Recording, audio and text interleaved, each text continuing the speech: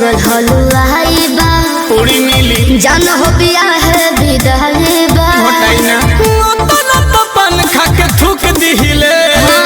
जेतना की ओकर कमाई बा चुप रह खाली ऐसे ही बोल ए काहे से लागल हलुआई बा जान हो बिया है विदाई बा ओतना तो पान खा के थूक दिहिले जेतना